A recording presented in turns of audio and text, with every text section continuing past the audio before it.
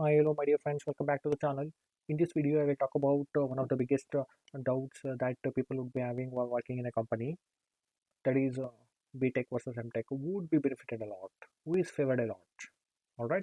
Actually, the comparison is, the people who have done the degrees from normal colleges. Okay. It is BTech and MTech who has done from normal college versus the MTech from Tier 1 institute. So BTech from Tier 1 institute, I am not considering, or you can say that the BTech where the people who have done BTech from Tier 1 institute, they would be usually preferred to do higher studies like MS, MTech, or MBA, things like that. So I'm considering that they fall under this category itself. So it is normal colleges, BTech or MTech versus MTech from Tier 1 institute. So who will be benefited from this video? So there are many people working in industry who has done just BTech, right? So they will be benefited to understand, whether they are lacking behind or whether they are not given preference and things like that. Or if they are given preference, when are they given preference? And today, many people have finished engineering and they're coming to professional life. They would be having a lot of doubts whether um, I should go for MTech or not, or I should go for higher studies or not. So to those people it will help. To any candidate who is working in a company and they want to know, what makes the difference in the company to stand out, those things, those people would be benefited from this video. Please stay tuned and continue watching. So first thing is shortlisting for interview. So whenever there is an interview, first let us take the apple to apple comparison. Okay. So if the comparison is same, for example, both the candidates have equal number of experience and the job is also asking for let's say the same amount of experience, then it is all about three things, right? Three cases. First case is both the candidates have equal skill set what the job is asking for, then definitely MTech would be given preference. All right. So the second one is BTech candidate has 100% skill set, whereas no MTech candidate has a 50 to 60% of skill set. In which case, BTech candidate is given preference. The third case is both the BTech and MTech candidate have a partial skill set around 60 to 70%. They are required to develop a new skill set. In which case, the MTechs are preferred more. Okay. So as you can clearly see, in most of the scenarios, the MTech candidates are preferred more, and they would be called for interview faster, quicker, and things like that. So they have the very good edge over here. All right. When I say MTech, MTech from Tier 1 institute. All right. So the next point is the good work distribution. So here also we need to talk about. First, I should be defining what is good work. For that, I will talk about the three things. One is a research kind of work. Okay. So another one is just development work. Another one is the testing work. So research kind of work is where you will be asked to develop new algorithms, or you will be asked to come up with your own design, things like that. The development work is design is already done. Only thing is you need to develop the code to fit it into hardware. Testing is testing of already developed algorithm. Let us say they would prefer research than development than testing. Then would be given the more preference. Definitely again the three case comes into picture, right?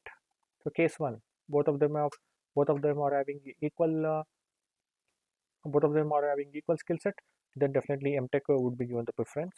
And if um, or BTech has the more skill set, then he would be given next. And then if both of them have partial, then they will be MTech guy would be given the next preference. But apart from these skill set, is all about in terms of skill set I spoke about, right? So apart from this, there are two more things which are required. One is the attitude towards the work. So another one is the confidence. So these two things actually also play a very important role in distributing the work. So let's say here in the third case, when both of them are having the same skill set, then if the BTech guy is showing a better attitude and better confidence, then they you would be given the highest preference for taking up the good work. The third one is hike and promotions. Okay, again, let's say case number one, both of them have performed equally well, in which case both of them are given same hike, but let's say when it comes to promotions, the MTechs are given a more preference. Okay, when if promotion is given, obviously hike is also be accordingly to that of promotion. But if there is no promotion given, then hike would be mostly equal for both BTech and MTech candidate. There is no preference. MTech should be given more hike and things like that. So the next thing is, there are certain positions in the company. If you want to go to higher the ladder, and if you want to reach a certain position, definitely you need the MTech degree. So in some companies there are certain criteria like that. So if you don't want to take any chance, then definitely the BTech candidate should go for MTech, right? And again, it depends on for promotions, your skill set, not just the skill set, not just how you have performed.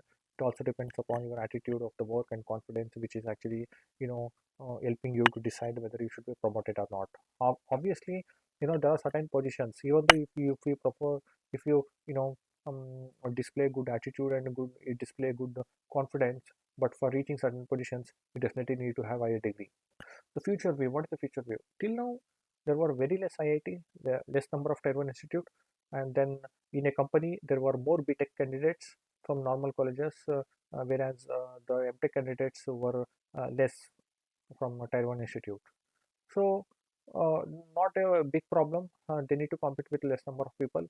It was all fine, but moving forward, the number of IITs have increased, number of NITs have increased, so number of Tier 1 institutes are increasing. So, in which case, if you have done just BTech, then you will find very difficult to compete with such kind of Tier 1 institute candidates. Okay, so for which reason I am telling that you should go for doing MTech. Even in fact, the companies in the future are going to be putting a restriction saying that okay, only MTech candidates will be hired for the research kind of work or development work, and only the testing would be given for BTech candidates. In fact, it is happening to in many domains or many positions where only the PhDs or MTechs are preferred. Keeping these things in mind, it is better, if you have a good chance, better to go for higher studies. All right. So next, let's say you don't have the required environment or required you know you cannot offer to go for let's say MTech. You want just to be tech candidate, in which case you have to display your work hard and you display your confidence and attitude, good attitude towards work, which will take you to the good position. Then in terms of skill set, if you want to match to the candidates from MTech, from IITs, then there are e-masters from IIT. If you cannot go for a full-time MTech, then there are part-time MTech available, and e-masters are also available, so which you can work over the weekends and get the degree. Okay, and there are, in fact, there are many short courses available that also you can attend. There are e-courses available in many online learning tools that also you can do. All this will take you to the right kind of skill set, and with the right attitude and right confidence, you can have the equal opportunity with the top MTech candidates from the Taiwan Institute. I hope the thing is clear here. So that would be the conclusion. In final, MTechs are having a more edge in many scenarios. So if BTech candidates or BTech candidates also have to have a similar kind of edge, then they should be doing some kind of e-masters, or they should be developing the right kind of skill sets by some means, and produce the right attitude and good confidence as top the MTech candidates. Let's say even among the MTech candidates, if they want to go higher the ladder, then if already they have the right kind of skill set, what are the other two things required? That is the right attitude and the right uh, you know confidence. Okay, I should be telling about what is right attitude mean here in working in a company. Right attitude means taking the responsibility, ownership. Okay, and working hard whenever it is required, and spending more time to get the things done when it is urgent, and delivering the product with good quality, helping nature in the industry, where you will also ensure that you will share your knowledge with other people, and um, taking yourself to the good level. So all these things will help you to actually grow and perform very well in the company. So if you like the video and if you're looking for such kind of information and tips in the future, then definitely you should be subscribing to the channel. I hope I will come up with very good information in the upcoming videos. Thank you very much. Have a great day. Bye bye.